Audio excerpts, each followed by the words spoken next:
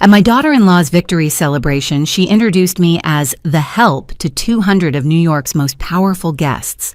What she didn't know, for 18 years, I sat as a federal appellate judge, and I authored the very precedent she used to win her case. 4 hours later, a distinguished man in an elegant suit walked into that party. He saw me sitting at the service table. He walked straight past everyone, the senators, the partners, her father, and greeted me as a former colleague. My daughter-in-law's champagne glass shattered on the marble floor. "Thank you so much for being here with me. I truly appreciate you taking the time to listen. Before we go any further, let me know in the comments. Where are you watching from today? I read every message, and your presence here really matters." And just a quick note, this story includes some dramatized and fictional elements for educational and storytelling purposes.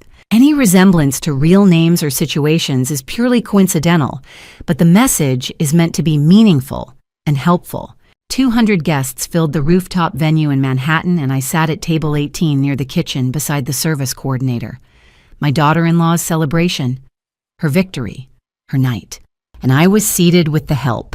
Chief Judge Thomas Kirkland would arrive in 4 hours. I had worked beside him for 12 years at the Second Circuit Court of Appeals. Tonight he would sit at this table with me, not because he didn't know who I was, but because he did.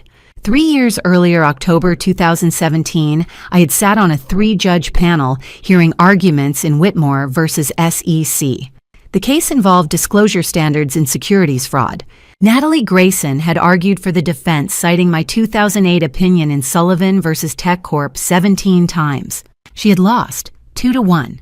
My dissent ran 15 pages, but she had never seen my face. The Whitmore hearing took place remotely over video conference. My husband Thomas was in the final stage of heart disease. I kept my camera off during oral arguments showing only the text, Judge Sullivan, Second Circuit. Natalie saw my name. She read my opinions. She quoted my reasoning 17 times, but she never saw my face. And by the time she met me 2.5 years later, I had changed beyond recognition. When I sat on the bench, I had worn my hair in a high, elegant bun. I'd worn pearl earrings, a gift from Thomas on our 20th anniversary. I'd carried myself with the authority of 18 years in federal court. But after Thomas died in March 2018, grief stripped me down to nothing.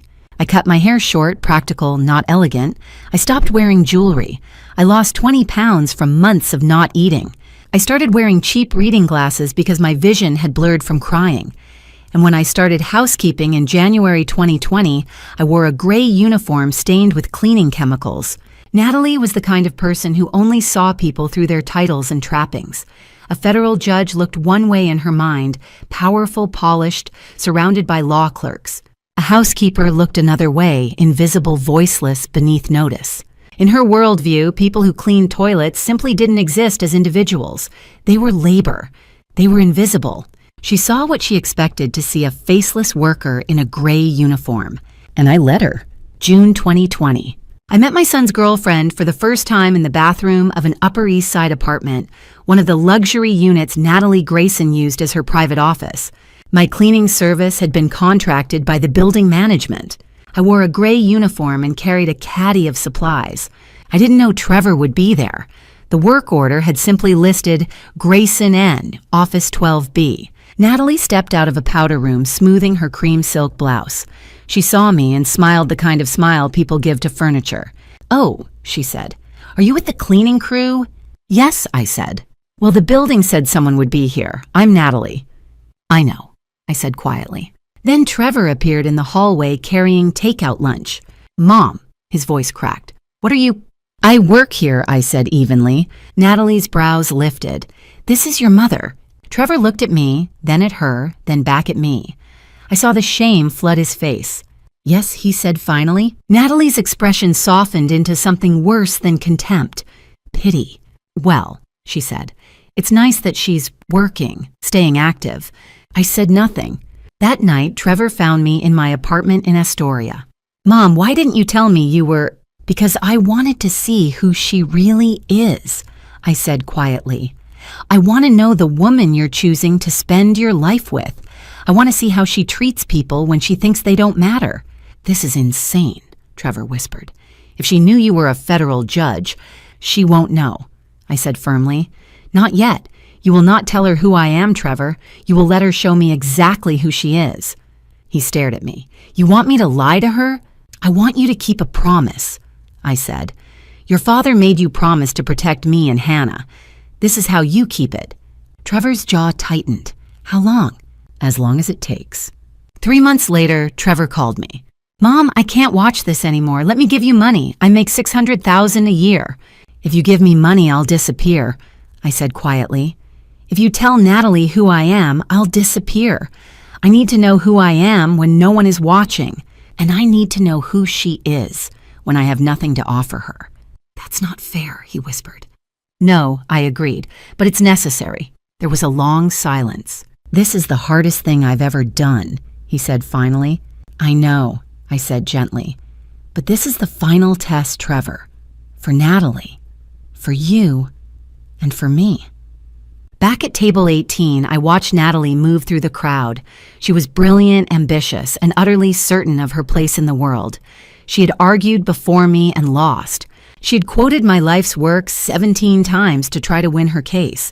And 2.5 years later, she had looked me in the eye in that bathroom, in that office, and seen nothing but a woman who cleaned houses for a living. I folded my hands and waited. Some truths don't need to be announced. They just wait for the right witness. Weddings are supposed to be joyful. Instead, this one showed me exactly how my son had learned to see me. September 2021. The ceremony took place at a historic estate in the Hudson Valley, all manicured gardens and old money elegance. 150 guests filled the white chairs on the lawn. I sat in the back row, 3 rows behind people I had never met in a section labeled simply as extended family. I had bought a new dress for the occasion. Navy blue, understated, the kind that would not draw attention. As I watched Trevor stand at the altar waiting for his bride, I thought about all the moments that had led us here. Thanksgiving 2020 had been our first real test. Natalie invited Trevor to bring me to her family home in Brooklyn Heights, a brownstone that probably cost more than I would earn in a lifetime. Judge Howard Blackwell answered the door himself, silver-haired and commanding, even in casual clothes. Behind him, I could see the dining room table set with china that looked like it belonged in a museum. So you're Margaret, he said, shaking my hand with careful politeness. Natalie tells me you work in domestic services. The pause before those last 2 words was deliberate. I watched Trevor's face. He could have corrected his future father-in-law. Instead, he looked at his shoes.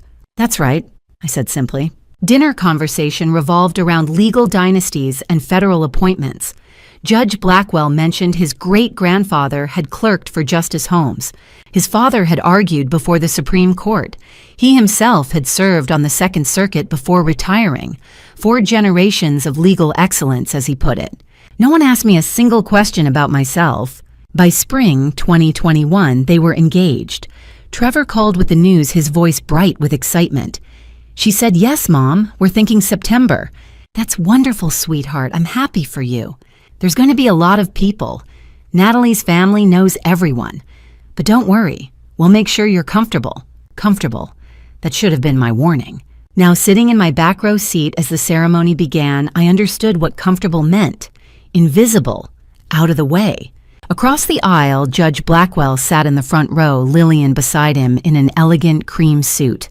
Behind them sat federal judges, senior partners, a congressman I recognized from the news. And there, 3 rows ahead, I spotted Chief Judge Thomas Kirkland. My breath caught.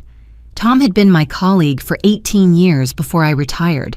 We had decided dozens of cases together. He turned slightly, scanning the crowd, and his eyes found mine. I watched recognition flash across his face. Confusion, then understanding. He started to rise, and I gave the smallest shake of my head. "Please, not now." Tom settled back into his seat, but I saw him glance back twice more during the ceremony. The reception was worse. Judge Blackwell gave a toast praising 4 generations of legal excellence and ended with, "and Margaret Trevor's mother, who has supported him in her own way." The applause was polite, sparse over quickly. I excused myself and found the hallway outside needing air. That was when I heard Natalie's voice from around the corner. "I'm just glad his mother knows to keep a low profile. Daddy was so worried she might overshadow our family's accomplishments. I did not wait to hear more. I walked back to my table, finished my meal in silence, and left before the dancing began. The drive back to Queens took an hour. I thought about Trevor's face when he said his vows. Pure happiness, Natalie's triumphant smile, and my empty chair barely noticed by anyone. That was the moment I knew.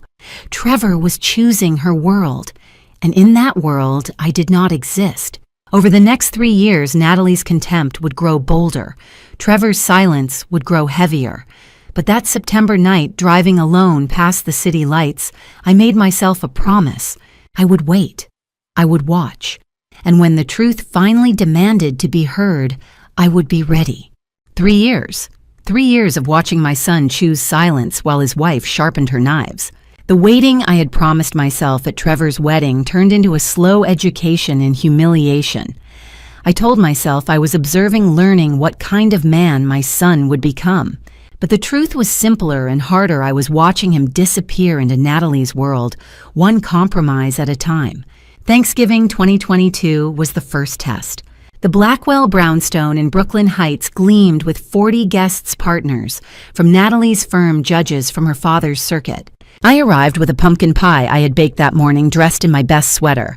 Lillian Blackwell accepted it with a thin smile and handed it to the caterers. 2 hours later, Natalie found me in the living room. "Margaret, would you mind giving the catering staff a hand in the kitchen? They're a bit overwhelmed." It was not a request. Before I could respond, my daughter Hannah appeared at my elbow. She had driven down from the Bronx, still wearing her public defender blazer.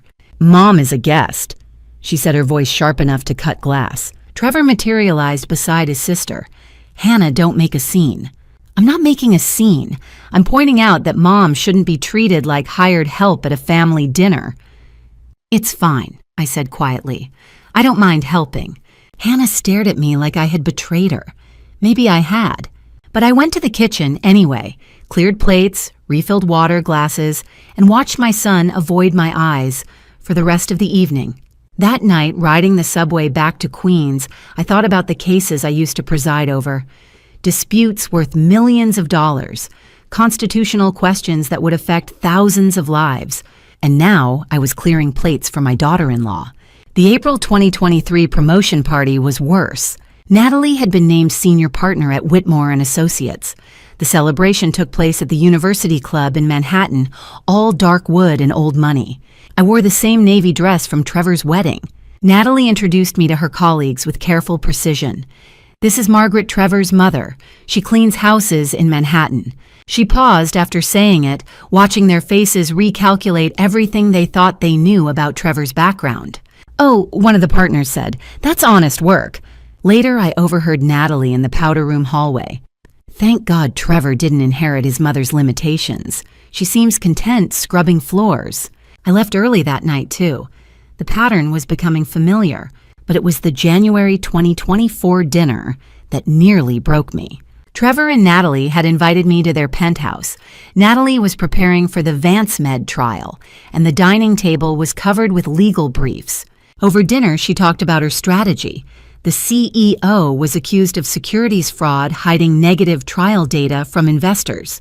She planned to argue that the omissions fell within acceptable bounds of materiality, citing established precedent. The materiality standards in securities disclosure require... I began. Natalie cut me off with a laugh. "Margaret, what would a housekeeper know about securities law?" "I read the news," I said carefully. "I was just thinking... Reading headlines isn't the same as understanding case law. I've mastered securities law. It's what I do." Trevor said nothing. He refilled his wine glass and changed the subject.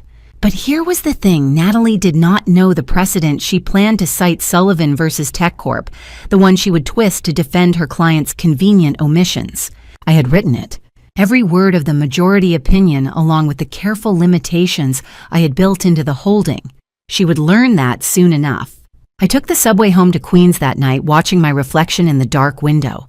The woman looking back at me seemed tired, older than her 60 years. How much longer could I stay silent? The answer came from an unexpected place. Because I was not enduring this alone. Someone else was watching, and she would not let me quit. For 4 years I had been invisible. Ruby Washington saw me, and she wouldn't let me hide. We met in 2022 at a Park Avenue co-op, both of us assigned to the same 12-room apartment. Ruby was 52, a single mother from the Bronx with a 19-year-old son named Darius. She had been cleaning houses for 30 years. By spring 2023, we were working together twice a week. "You talk different," Ruby said one afternoon as we folded laundry in a client's marble and steel kitchen. "Different how?" I asked. "Like you read books," she said not unkindly. "Like you got opinions about things people don't usually have opinions about." I smiled. "I do read books." "What kind?" "Legal opinions, mostly," I said carefully. "Case law, constitutional theory." Ruby stopped folding. "You a paralegal or something?" "Or something," I said. She studied me for a long moment. Then she nodded. "You gonna tell me when you're ready?" 3 months later, over coffee at a diner in Midtown, I told her. "I was a federal appellate judge," I said quietly. "Second Circuit, 18 years. Ruby set down her mug. "You serious?" "Yes." "Then why you scrubbing toilets?" I looked out the window at the traffic on 8th Avenue. My husband Thomas died in March 2018. Heart disease. I tried to keep working. I sat on panels, I wrote opinions, I did everything I was supposed to do, but I was on autopilot. Numb. I couldn't feel anything. Ruby reached across the table and took my hand. "I officially retired in January 2019.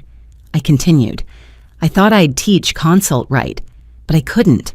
I felt erased. Like everything I'd built was tied to a title I no longer had. So I started cleaning houses a year later in January 2020. I wanted to know who I was when no one was watching." "And?" Ruby asked. "I don't know yet," I admitted. Ruby squeezed my hand. "Baby, you still a judge. You just ain't wearing the robe. How do you figure—" "Because you got the bearing," she said. "You stand like you used to decide people's fates. You listen like you weigh every word. You don't bow to nobody even when they treat you like you invisible." I looked at her and something in my chest cracked open. "My grandmother cleaned houses for 50 years, Ruby said. "She raised 3 kids, sent 2 to college, and never once acted like she was less than anybody. She taught me dignity ain't about what you do. It's about how you do it, and whether you see other people's dignity too." I thought of Natalie, of Trevor, of 4 years of silent humiliation. What if I stayed silent because I was protecting someone who didn't deserve it? I asked. Ruby's eyes sharpened. "Then you wasn't protecting them. You was protecting yourself from the pain of admitting the truth." We sat in silence for a long time. When I looked at my reflection in the diner window, I saw a woman in her 60s with short gray hair and calloused hands. But for the first time in 4 years, I didn't see a housekeeper. I saw a judge who had chosen to step down. And that was different. 2 weeks later, the invitation arrived. Natalie's celebration. 200 guests. Table 18. Ruby came over that night. I showed her the seating chart. "You gonna go?" she asked. "I don't know," I said. "What would your husband want?" I closed my eyes. "He'd want me to be brave." "Then be brave," Ruby said. "Not for revenge, for truth." I looked at the invitation, then at the photo of Thomas on my bookshelf. "Okay," I whispered. Ruby smiled. "Now we got work to do." The invitation should have been an honor. Instead, it was the final insult. And I almost let her win. It arrived on a Tuesday afternoon in early May, 2 weeks before Natalie's celebration. Heavy cardstock with gold-embossed lettering announcing her elevation to senior partner and her victory in the VanceMed case. $100 per plate minimum. Black tie required. The seating chart was included helpfully color-coded. Table 18 was highlighted in pale gray, labeled simply, "Extended Family and Service Staff." I stared at it for a long time that evening, sitting alone in my small kitchen in Queens. The invitation lay on the table next to a framed photograph of Thomas from our younger years. His swearing in as a federal prosecutor, 1995. He looked so proud in that photo, so certain that the world could be made better through law and justice. What would he think of me now? I pulled out a piece of paper and began to write. A resignation letter to the housekeeping agency. Short, professional, effective, immediately. I would not attend the celebration. I would not sit at table 18 like some distant relative no one quite remembers.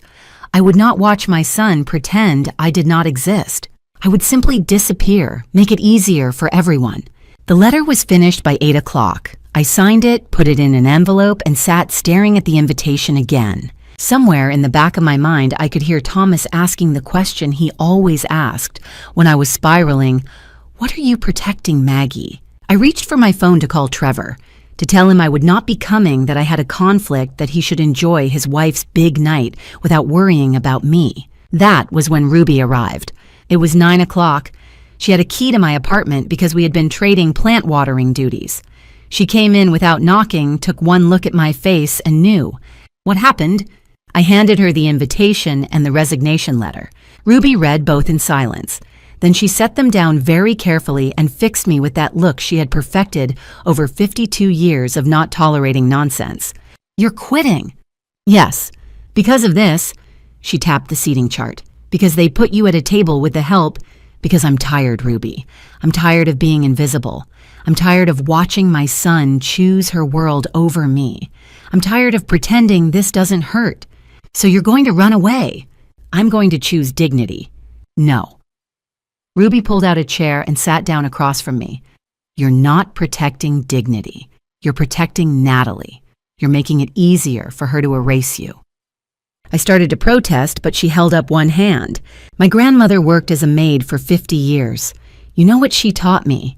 That dignity isn't about protecting yourself from disrespect. It's about refusing to disappear when someone tries to make you invisible." She picked up the old photograph of Thomas. "What would he tell you right now?" I felt tears prick my eyes. "He'd tell me to stop protecting people from the truth." "Exactly." Ruby set the photo down next to the invitation. "This isn't about revenge. It's about every worker who's ever been invisible in those fancy rooms. Every person who's been dismissed because of their job. You have a chance to teach them something, to make them see us, really see us." She pushed the resignation letter back toward me. "But only if you show up." I looked at the letter, at the invitation, at Thomas's photograph. Then I tore the resignation letter in half. Ruby smiled. I found a pen and checked the RSVP card. Yes, I will attend. I placed Thomas's photograph next to the invitation, two pieces of my life that had seemed impossibly separate, suddenly sitting side by side. "This isn't about revenge," I said quietly. "It's about truth, and truth requires courage." Ruby squeezed my hand. "Now you sound like a judge." The next morning, I called Hannah. "I'm going to the celebration, but I need you to promise me something. Don't protect me. Don't defend me. Let them show everyone exactly who they are." There was a long pause. Then Hannah said, "Okay, Mom, I promise." 1 week before the celebration, I sat in my son's penthouse on the Upper East Side. 3,000 square feet. Floor-to-ceiling windows overlooking Central Park. Natalie's corner office brought home. I had entered through the service entrance. The planning meeting was in the dining room. Trevor, Natalie, the event coordinator, and Natalie's assistant. Hannah had been invited. I had not. But Hannah had insisted I come anyway. "Let's finalize the seating chart," the coordinator said, spreading the diagram across the marble table. Natalie pointed to table 18 near the kitchen and service entrance. "This table is for extended family who aren't in the legal field, plus our service coordinators." Hannah's fork clattered onto her plate. "Service coordinators. The people managing logistics," Natalie said smoothly. "It's a working table." "Where's my mother seated?" Hannah asked, her voice tight. Natalie glanced at Trevor. He said nothing. "Table 18, Natalie said. "My mother," Hannah said slowly, "is a federal appellate judge. She sat on the Second Circuit for 18 years, and you're seating her with the caterers." "She's retired," Natalie said. "And she works in housekeeping now. I'm not trying to embarrass anyone, Hannah. I'm being realistic about where people fit." Hannah stood up her chair, scraping loudly. "Trevor, say something." Trevor looked at his wife, then at his sister, then at the table. "Hannah," he said quietly, "don't make this a scene." Hannah stared at him. "A scene." "Mom understands," Trevor said. "She knows this is Natalie's night." Hannah left. I followed her into the hallway. She was shaking with fury. "He's choosing her," Hannah said, "after everything." "He's trapped," I said gently. "Between what?" Hannah demanded. "Between his wife and his mother. That's not a trap, Mom. That's cowardice." I touched her shoulder. At your father's funeral, Trevor made a promise. He promised to protect us. But I asked him to keep a different promise, a harder one. I asked him not to tell Natalie who I was. I wanted to see who she really was. Hannah's eyes widened. You asked him to keep quiet? Yes. Why? Because I needed to know if she could see people as human beings, I said quietly, even when they had nothing to offer her. Hannah looked back toward the dining room. And now he's stuck. He promised Dad he'd protect you. He promised you he'd keep your secret. And he promised Natalie he'd build a life with her. Yes, that's 3 promises, Mom. He can't keep all of them. I know, I said. Back inside, Trevor found me near the elevator. Mom, he said, his voice hoarse, you made me promise not to tell her. But watching Natalie treat you like this, watching you sit at table 18 while she celebrates, I feel like I'm betraying you. You're not betraying me, I said gently. You're honoring the promise your father asked you to make, and the promise I asked you to keep. But why? His voice cracked. Why do you need to put yourself through this? Because I need to know, I said quietly. When I don't have power, when I don't have a title, when I'm just Margaret who treats me with dignity, who sees me as a human being, and who only sees value in what I can offer them. Trevor looked away, tears in his eyes. This is the hardest thing I've ever done.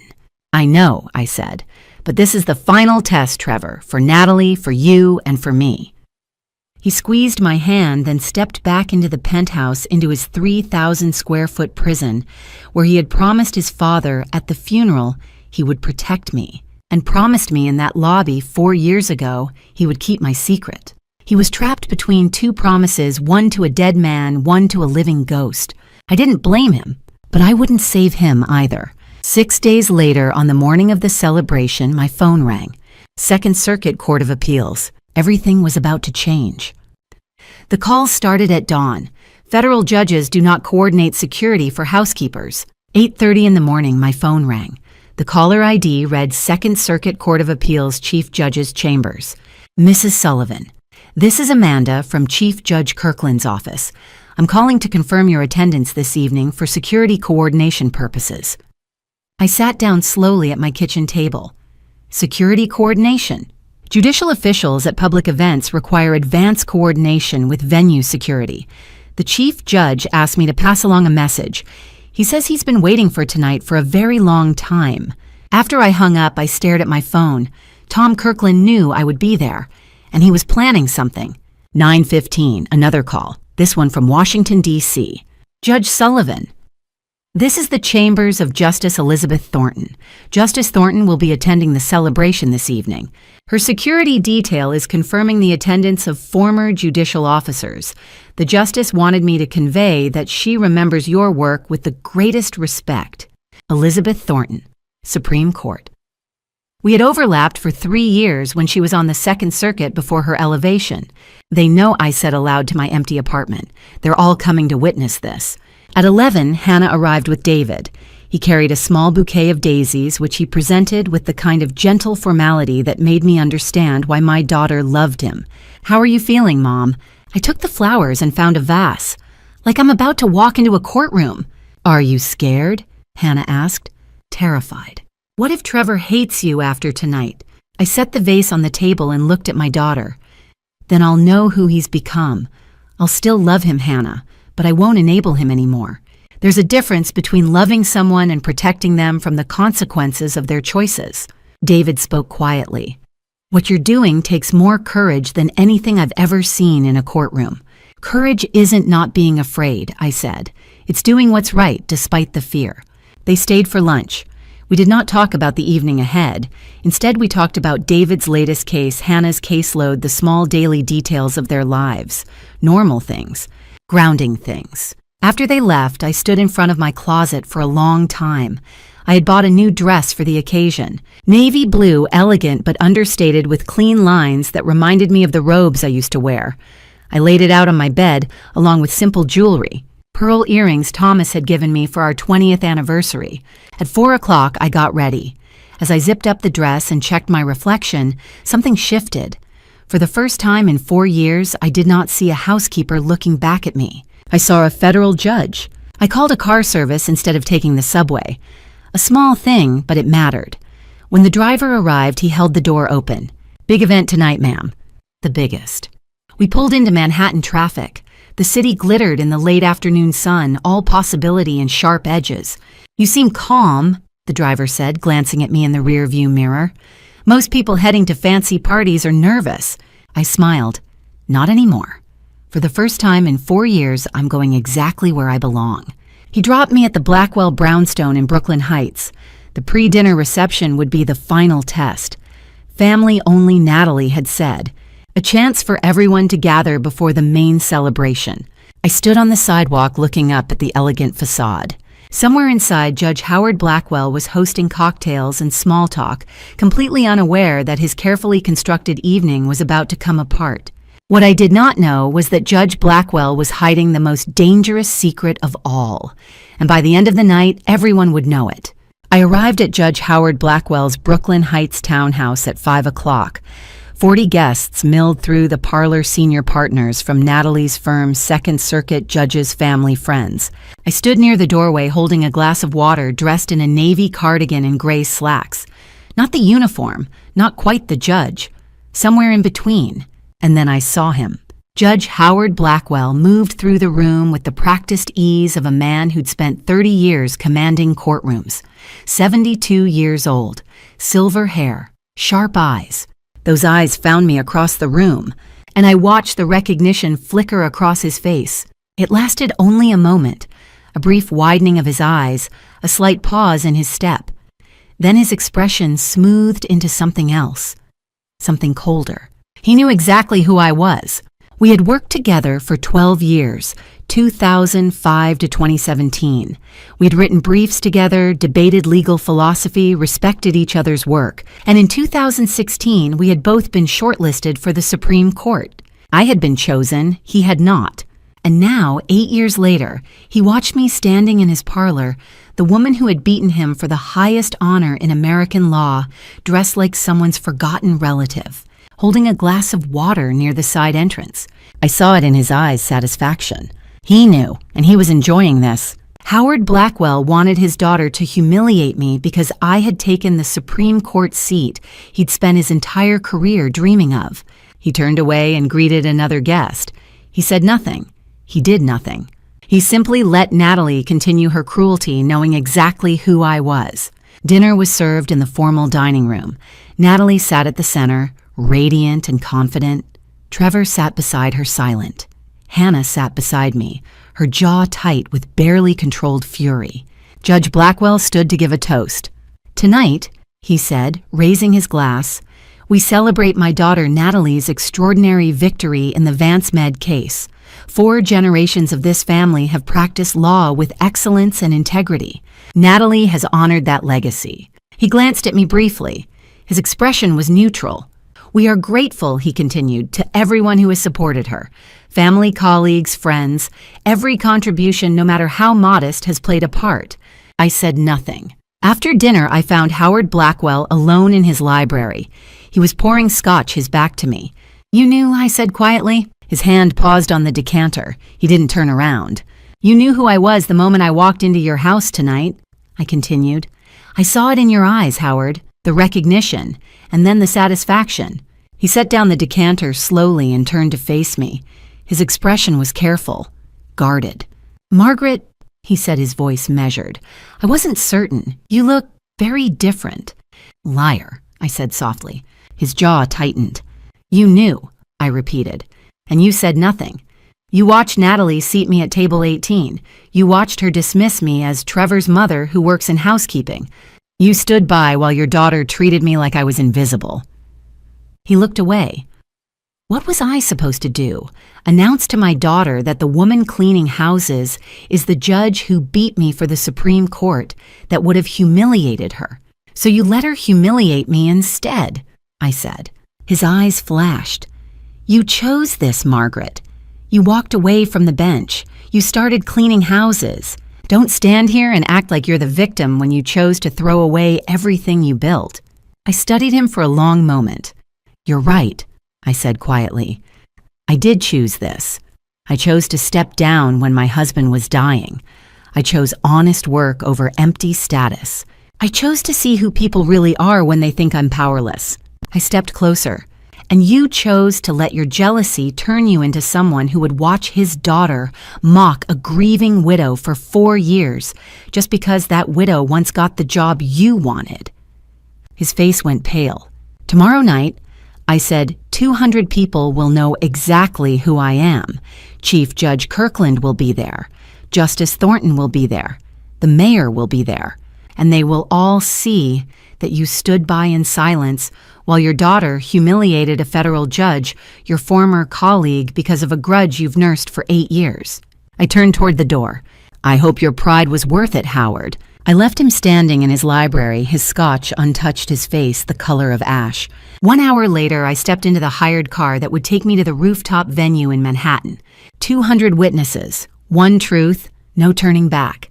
They seated me in the back, so I watched as federal judges and mayors sought me out, and Natalie finally asked the right question. The rooftop venue was everything money could buy. Crystal chandeliers, floor-to-ceiling windows framing the Manhattan skyline, white-gloved waiters circulating with champagne. 200 guests in black tie the most powerful people in New York legal circles. I was led to table 18 tucked near the kitchen entrance. The placard read, "Extended Family." Next to it sat empty chairs for the event coordinators who would eat after service. Hannah appeared at my elbow immediately. "Mom, come sit with us. David and I have seats at table 7. "I can see everything from here," I said. "Trust me." She looked unconvinced but nodded. "Okay, but if you need anything, I'll be fine, sweetheart." From table 18, I had a perfect view of the entire room. I could see the entrance, the head table where Natalie and Trevor would sit, the clusters of judges and partners forming near the bar, and I could watch them all see me. The first sign came 20 minutes into cocktail hour. Mayor Daniel Westfield walked through the entrance, scanning the crowd. His eyes found me, and he stopped mid-stride. I watched confusion, then recognition, then something like delight cross his face. He walked straight to table 18. "Judge Sullivan, is that really you?" I stood. "Daniel, it's good to see you." "Your Honor, it's been far too long." He took my hand with genuine warmth. "I didn't know you'd be here. Are you back on the bench?" "Retired, but I keep up with the news. Congratulations on the infrastructure bill." We talked for several minutes, an easy conversation between old colleagues. I had ruled in favor of the city in a zoning dispute years ago, and he had never forgotten. Across the room, I saw Natalie watching us. Even from a distance, I could see the confusion on her face. She leaned toward Trevor, saying something I could not hear. The second sign came during the salad course. Mrs. Eleanor Abrams appeared beside my table. She was 88, a Holocaust survivor I had cared for during my housekeeping years. Sharp as ever, dressed in elegant black with pearls. "Margaret Sullivan," she said warmly. "What a delightful surprise to see you here." I stood to embrace her. "Mrs. Abrams, I didn't know you knew the Graysons." Howard Blackwell handled my estate planning years ago. When I heard about Natalie's celebration, I couldn't resist. She lowered her voice, her eyes twinkling. "I always knew, my dear. The way you carried yourself. You can't hide a judge's bearing no matter how hard you try, but tonight feels different." "It is different," I said quietly. The third sign silenced the room. Chief Judge Thomas Kirkland arrived late still in his suit from an emergency hearing. He paused at the entrance, scanning the space with the practiced eye of someone used to reading rooms. When he spotted me at table 18, his face broke into a smile. He walked straight toward me, past the head table, past Judge Blackwell and the senior partners, past everyone who was anyone in New York law, straight to the service table in the back. "Judge Sullivan," he said loud enough that nearby tables turned. "May I sit?" Without waiting for an answer, he pulled out a chair and sat at table 18. A chief judge of the Second Circuit Court of Appeals sitting at a table, meant for overflow family and event staff. The whispers started immediately. Tom leaned toward me, his voice low. 3 years since Trevor's wedding. I've been waiting for this. "I needed time," I said. "Well, time's up. When Natalie gives her toast, I won't stay silent." That was when Natalie appeared, Trevor trailing behind her. Her smile was fixed professional, but I could see the panic in her eyes. "Chief Judge Kirkland, what an honor. I'm Natalie Grayson." She extended her hand. "Ms. Grayson, congratulations on the Vance Med victory. Impressive work." Thank you. I see you've met my mother-in-law. Met. Tom looked at her with genuine surprise. Ms. Grayson Judge Sullivan and I worked together on the Second Circuit for 18 years. Natalie's face drained of color. Judge, dinner began. The toasts started, and Natalie's confusion turned to desperation. She needed to control this situation. She needed answers, and I was about to give them to her. She demanded answers in front of 200 people. I gave her the first one, but she had no idea how much worse it was about to get. Dinner ended. Natalie had been visibly shaken throughout her fork, pushing food around while her eyes kept drifting to Table 18, to Chief Judge Kirkland sitting beside me, to Mayor Westfield stopping by to shake my hand, to the whispers rippling through the room. The MC stood. And now, to celebrate this achievement, I'd like to invite senior partner Natalie Grayson to say a few words. Natalie rose slowly. Her champagne glass trembled. Thank you all for being here tonight. Her voice was steady at first, professional. This partnership represents years of hard work and dedication to excellence. She paused, looking directly at me, at Kirkland. The VanceMed case required deep understanding of securities law, of precedent, of oil. Her voice trailed off. She was losing the thread. You know what's interesting? She said suddenly louder. This room is full of accomplished people, the most distinguished legal minds in New York. The tone had shifted. People sensed it. Federal judges, senior partners from the best firms. She gestured around the room, and people who support us in different ways. Whispers now. Something was wrong. My mother-in-law, Margaret. She's here tonight. She's been cleaning houses for the past 4 years. Natalie's voice grew sharper. Honest work. Nothing to be ashamed of. Shocked murmurs. Judge Blackwell half rose from his seat. And yet tonight, the chief judge of the Second Circuit is sitting with her. The mayor greeted her like an old friend. Guests keep treating her like she's someone important. Her voice was rising now. She turned to face me directly. So I'm asking you, Margaret, in front of everyone here, what is your relationship with Chief Judge Kirkland? The room held its breath. I stood slowly, not with uncertainty, but with the bearing I had earned over 18 years on the federal bench. I walked to the center of the room with deliberate, unhurried steps. The silence was absolute.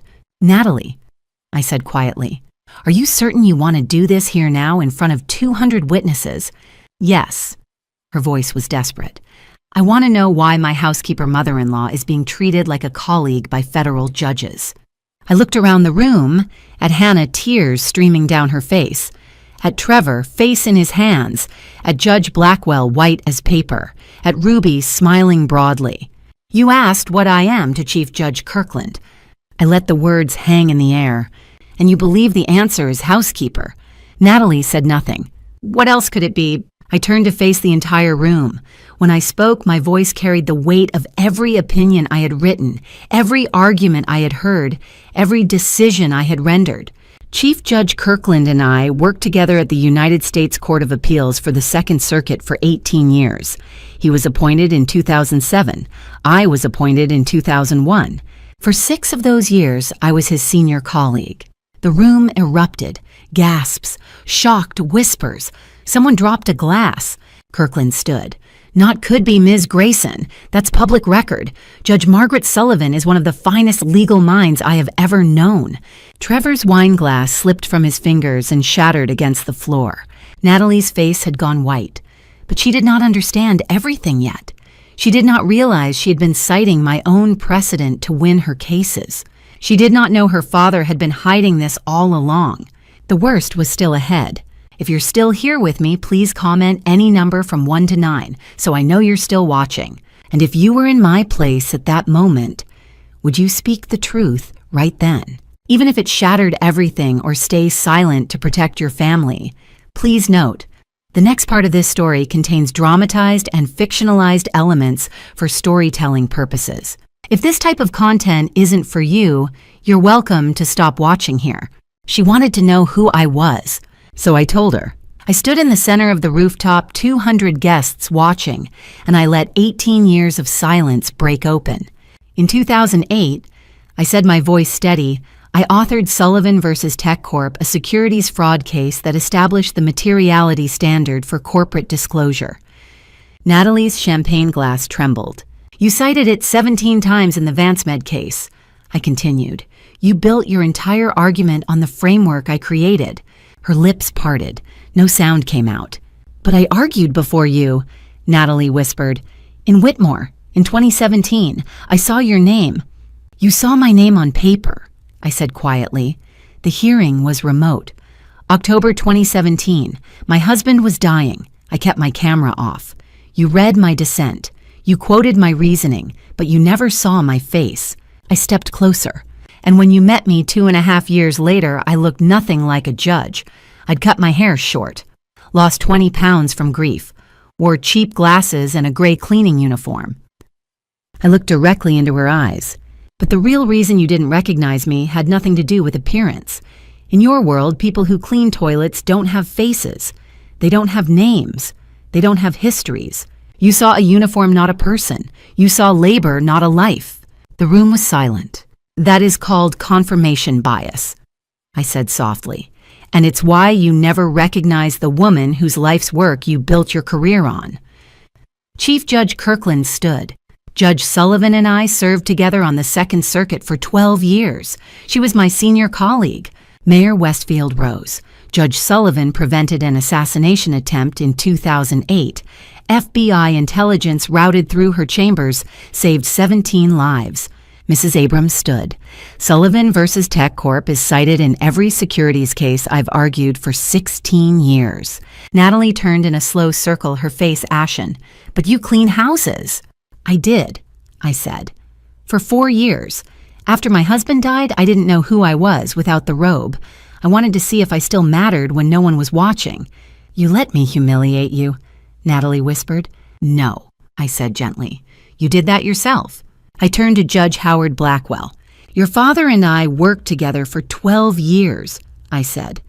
In 2016, President Obama filled a Supreme Court vacancy, 2 candidates from the Second Circuit, your father and me. Natalie's hand flew to her mouth. I was chosen, I said quietly. Whispers rippled through the tables. You knew, Natalie whispered to her father. You knew and said nothing. Blackwell looked at the floor. The crowd parted. Justice Elizabeth Thornton stepped forward, an Associate Justice of the Supreme Court.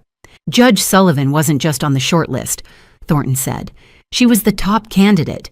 President Obama called me personally. I told him she was the finest appellate mind of her generation. The room went silent. She declined, Thornton continued. Her husband had less than 2 years to live. She chose him. She gave up the Supreme Court to spend his final days with him. He died in March 2018. She retired 9 months later. Natalie's champagne glass slipped from her hand and shattered. You mocked the woman, Thornton said, her gaze steady, who sacrificed the highest honor in American law for love. Trevor was crying. Hannah was crying too, but hers were tears of pride. The Blackwell family slipped toward the exit. Natalie stood alone, surrounded by 200 witnesses to the truth she had refused to see. I stood across from her, not in triumph, but in exhaustion. I didn't do this for revenge, I said quietly.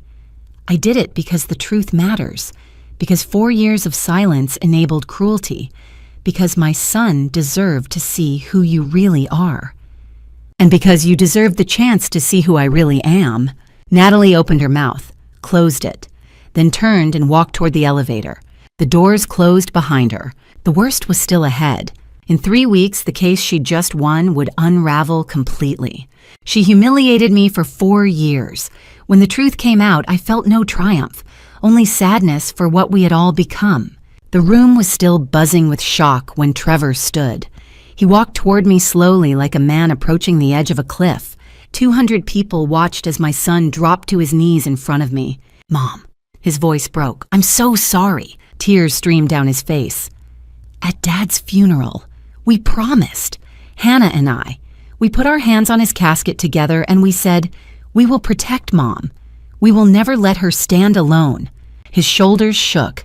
I broke that promise. I chose money over you, status over you, Natalie's approval over your dignity. He looked up at me. What kind of son does that?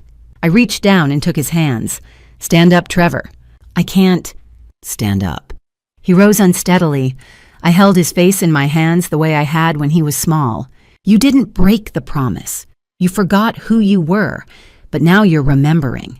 I pulled him into my arms, and that takes more courage than never forgetting at all.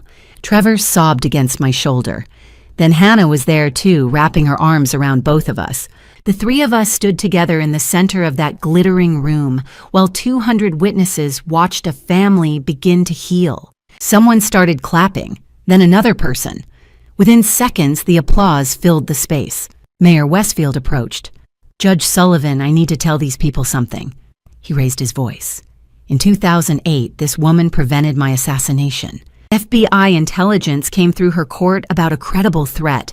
She personally ensured I received protection. She saved my life." Mrs. Abrams stepped forward next. "My late husband argued 14 cases before Judge Sullivan. He always said she was the finest legal mind he'd ever encountered." She smiled at me. "I recognized you 3 years ago when you started cleaning my house. I never said anything because I could see you needed the quiet." A senior partner from another firm spoke up. "I've cited Sullivan versus Tech Corp hundreds of times in my career. It's the foundation of modern securities law." He looked at me with genuine respect. "It's an honor to meet you formally, Your Honor." Natalie had been standing frozen near the head table. Now she turned toward the exit. One of her own partners intercepted her. "Natalie, Monday morning, 8 a.m., my office." "Why, you failed to recognize a federal judge you'd personally argued before. A judge whose precedent you cited 17 times in your biggest case." His voice was cold. "There are serious questions about your professional competence." At 9:47, the celebration ended. It was supposed to last until 11. Ruby found me near the exit. She took my hands. "Judge Sullivan, you did good tonight." "Did I?" "You taught 200 people to see. That's what you did." Hannah and David drove me back to Queens. My daughter kept glancing at me in the rearview mirror. "Why do you look so sad, Mom? You won." "No one won tonight, sweetheart. The truth came out. That's very different from winning." "But you were vindicated." "I was acknowledged. But your brother is heartbroken. Natalie's career is destroyed. Her family is humiliated." I stared out at the city lights. That's not victory. That's just necessary pain. Later, alone in my apartment, I stood looking at Thomas's photograph, the same one from his swearing-in ceremony all those years ago. "I kept my promise, my love," I whispered. "I protected my dignity by finally standing up for it." But the story wasn't over. 3 weeks later, a woman I'd never met would call with evidence proving I'd been right all along. Natalie's victory was built on a lie. 3 weeks after the celebration, a stranger called me with proof that my legal legacy had been exploited to enable the fraud I'd tried to prevent. My life had settled into a new rhythm. I cleaned houses 3 days a week by choice now, not necessity. I consulted for the Second Circuit on complex securities cases, earning $250,000 a year. I guest lectured at Columbia Law School on judicial ethics. I was no longer invisible, but I was still angry. The call came on a Tuesday afternoon. "Judge Sullivan." The voice was female tentative. "My name is Dr. Rebecca Sterling. I was the chief financial officer of Vance Med until 3 months ago." I set down my coffee. "Go on." "I saw the video of the celebration," she said. "It went viral in legal circles, and I realized you're the judge who wrote Sullivan versus Tech Corp, the precedent that Natalie Grayson used to win our case." "I am," I said carefully. "Then you need to know." Rebecca said, her voice shaking. "The CEO committed securities fraud. We buried evidence. We hid disclosures that should have been public, and Natalie Grayson helped us do it." "Huh?" I closed my eyes. "Why are you telling me this?" "Because I watched you stand up in front of 200 people and tell the truth," Rebecca said. "And I realized I've been a coward. I signed an NDA. I was terrified of losing my career. But if you can give up the Supreme Court for integrity, I can risk a lawsuit for honesty." 2 days later, Rebecca sat in my living room in Astoria with a box of documents, emails, internal memos, board meeting minutes. All of it showed that Vance Med's lawyers had deliberately distorted the Sullivan standard to conceal material facts from investors. They used your precedent as a shield, Rebecca said. They argued that because the disclosures were technically accurate, they met the materiality threshold. But they knew the context was misleading. I pulled out my personal files from 2008 thick manila folders I'd kept in storage for 16 years. These are my bench memos, I said, spreading the documents across the table. My internal work product from when I was writing Sullivan Versus, Tech Corp. They've never been published. They've never been cited. They're the private notes I wrote to myself and my law clerks explaining my reasoning line by line. Rebecca leaned forward, her eyes scanning the pages. I pointed to a highlighted section, a memo dated April 15, 2008. Look at this. I wrote, "The materiality standard is not a shield for misleading disclosures. Technically accurate statements can still be materially misleading if they omit context necessary for investor decision-making. We must guard against lawyers who cherry-pick language to serve their clients while burying the safeguards." Rebecca's breath caught. That's exactly what VanceMed did. Yes, I said. And look at this. I pulled out another memo, a draft of footnote 17. In my original draft, I wrote a full paragraph warning against this exact exploitation. My law clerk suggested I condense it to save space. I agreed, but I kept the full version in my files. I spread out 3 more documents, emails to my clerk's drafts with track changes, and a memo I'd sent to Chief Judge Kirkland in 2008 discussing potential loopholes. Natalie cited Sullivan versus Tech Corp 17 times in the VanceMed case, I said, but she never cited footnote 17. She cherry-picked the language that served her case and deliberately ignored the safeguards I'd built in. She wasn't applying the law. She was distorting it. "Can you prove that in court?" Rebecca asked. "I can prove it in an amicus brief," I said. "I won't tell the SEC what to do. I won't rewrite my own precedent. But I can provide evidence, unpublished bench memos, drafts, emails showing that VanceMed's defense was a deliberate misrepresentation of my work. And once the SEC sees that evidence, they'll have grounds to reopen the case." Within 2 weeks, I filed the brief under my name, Margaret Sullivan, J.D., former judge, U.S. Court of Appeals for the Second Circuit, retired. The brief was 40 pages long, but its power came from the exhibits, 16 years of unpublished documents showing my reasoning, my warnings, my fears about how the Sullivan standard could be exploited. I didn't ask the SEC to trust my opinion. I gave them proof that Natalie had cherry-picked my language while burying my safeguards.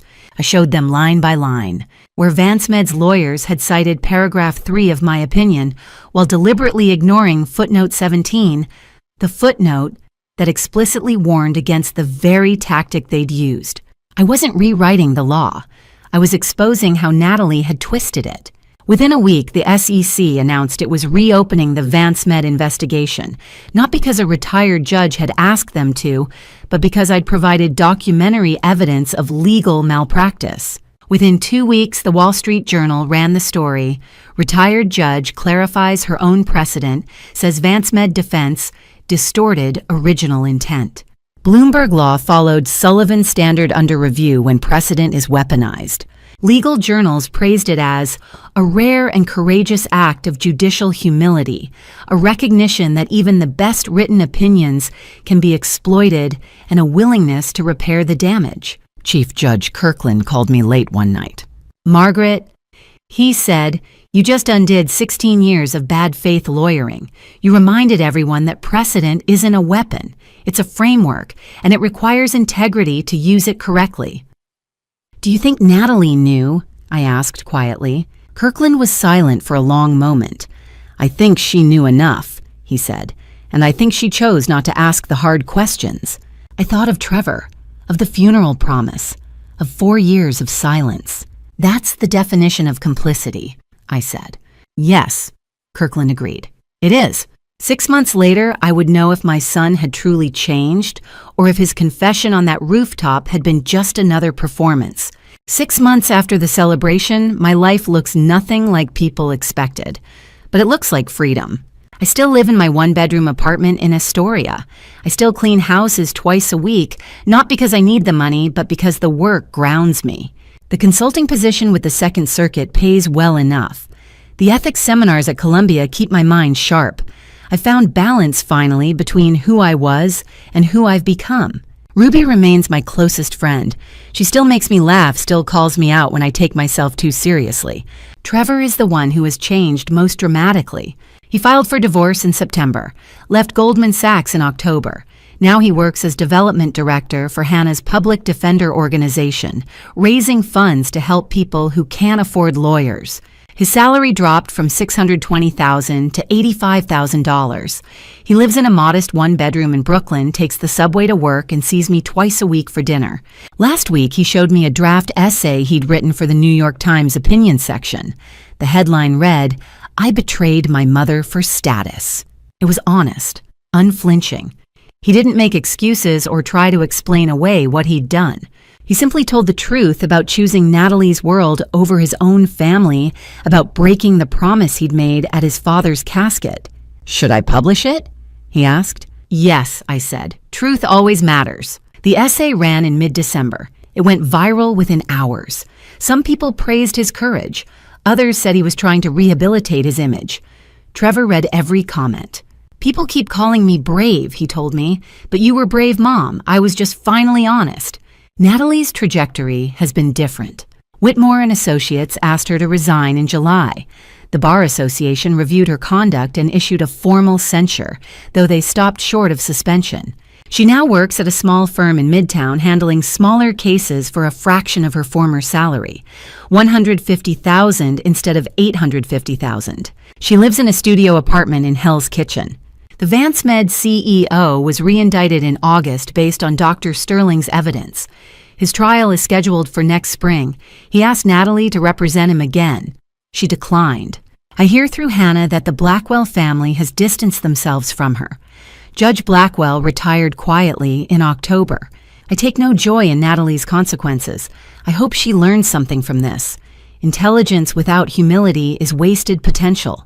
Hannah, meanwhile, is radiant. David proposed in October on the Brooklyn Bridge at sunrise. They're planning a small wedding next spring at a community center in Prospect Heights, 50 guests. Hannah asked me to sit in the front row and give a toast. "You'll be the guest of honor, Mom," she said, "where you belong." Ruby has her own good news. Her son Darius was accepted for a clerkship at the Second Circuit after I wrote him a letter of recommendation. It's a prestigious position that will open doors for his entire career. $65,000 a year health insurance and direct mentorship from federal judges. Ruby still cleans houses 3 days a week by choice. Tonight is Hannah's engagement party, 20 people at a small restaurant in Park Slope. Ruby gives the first toast. "Real wealth isn't measured in dollars," she says, looking at me. "It's measured in character." Trevor stands next. "To my sister who never forgot who she was, and to Mom who reminded me who I should be." I raise my glass. To love that chooses wisely. Later, Trevor pulls me aside. "Mom, have you forgiven me?" "I forgave you the moment you knelt down in that ballroom. Now you're learning to forgive yourself." "How long will that take?" I squeeze his hand. "However long it takes, I'll be here." No more cliffhangers. But there's one more thing I need to do. One more person needs to hear from me. 6 months after the celebration, my life looks like freedom. I sit at my kitchen table on a quiet December evening, writing a letter by hand. The paper is plain, the words carefully chosen. "Dear Natalie, I'm not writing to seek an apology. I write because I've been where you are. When I was 35, serving as a district court judge, I missed crucial evidence in a case because of my own arrogance. An innocent man spent 3 years in prison because I was too confident to double-check my reasoning. That mistake taught me something essential: intelligence without humility is just cruelty with credentials. You are brilliant. Your legal mind is extraordinary, but intelligence alone won't give you the life you want. I hope you find humility. The real kind that comes from understanding that every person, every housekeeper, every teacher, every worker has a story you don't know, a dignity you can't see unless you truly look. I forgave Trevor. I forgive you too. But forgiveness doesn't erase consequences. You'll have to carry your burden. Perhaps in carrying it, you'll become the lawyer and the person you were meant to be. The door is open when you're ready. Sincerely, Margaret. I fold the letter, carefully address an envelope to her Hell's Kitchen apartment. I hold it for a long moment, looking at Thomas's photograph on the table beside me. Should I send it? I place the letter in my desk drawer. Not yet. Maybe someday when she's ready to receive it. It's New Year's Eve. I'm alone by choice, watching fireworks begin to light the Manhattan skyline through my window. A cup of tea steams beside Thomas's photograph. 5 years ago, I retired in grief. Thomas was gone. I couldn't trust my own judgment anymore. 4 years ago, I started cleaning houses. People pitied me. My son was ashamed. My daughter-in-law used me as proof of her superiority. But they didn't understand. I had spent 3 decades holding power. Somewhere along the way, I'd lost myself in the weight of it. Cleaning gave me simplicity, the satisfaction of a job completed well, the dignity of honest labor, the freedom to fail without catastrophic consequences. I stayed silent not from weakness. I stayed silent to remember who I was without the robes, without the title, without the power that had defined me for so long. I needed my son to show me who he had become, and he did. It broke his heart, but broken hearts can heal. Broken character cannot. I learned something in those 4 years. Dignity isn't given by titles. It's chosen every single day. I had more dignity scrubbing floors than Natalie had in her corner office. Not because housekeeping is nobler than law, but because I knew who I was, and she didn't. The fireworks explode across the Manhattan sky. I raise my teacup to the window. If you're hearing this story, perhaps you've been dismissed, judged by what you do instead of who you are. Or perhaps you've been so focused on achievement that you forgot to see the people around you. Listen carefully. Real power isn't in titles. It's in knowing who you are when no one is watching. Real dignity isn't given. It's chosen. The people you meet on your way up, you'll meet them again on your way down. Choose kindness. Choose humility. See them. Really see them. We're all just human. Some of us realize it sooner than others. The clock on my wall strikes midnight. Fireworks fill the sky. A new year begins. I look at Thomas's photograph one more time. Happy New Year, my love, I whisper. I kept my promise, all of them. I protected my dignity by standing up for it. I taught my children the truth. I gave grace where it was needed. And I learned that sometimes the most powerful thing you can do is choose to be exactly who you are, regardless of who's watching. Looking back at my journey through these family drama stories, I want to share what I've learned with complete honesty. Don't be like me and stay silent for 4 years, hoping others will change. God gave us voices for a reason to speak truth, not to enable cruelty through silence. I thought I was being patient, but I was actually teaching my son that dignity was negotiable. Here's what these family drama stories taught me. Your worth isn't determined by your job title or bank account. God sees your character, not your credentials. When I lost everything, my career, my husband, my identity, I discovered that dignity is something you choose, not something others grant you. My advice from these grandma stories: don't wait for a crisis to remember who you are. Don't let anyone, not your children, not your in-laws, not society, convince you that service work is beneath respect. Every honest job has honor. God doesn't rank professions. People do. These grandma stories we share aren't just about revenge or vindication. They're about the quiet strength that comes from knowing yourself. When my grandchildren ask about this time, I'll tell them, stand up before resentment turns to bitterness. Speak truth before silence becomes complicity. The greatest gift God gave me wasn't my judicial career. It was the humility I learned scrubbing floors. That's when I truly understood we're all equal in His eyes. If you're living through family drama stories of your own right now, remember this. Protecting your dignity isn't selfish. It's essential. You can't pour from an empty cup. To everyone who feels invisible in their own grandma stories, you're not. You matter. And your truth deserves to be heard. Final note. This content contains dramatized storytelling elements for educational purposes. Some details are fictionalized, but the lessons and messages are entirely valuable. If this style doesn't resonate with you, that's okay. Please seek content that better fits your needs.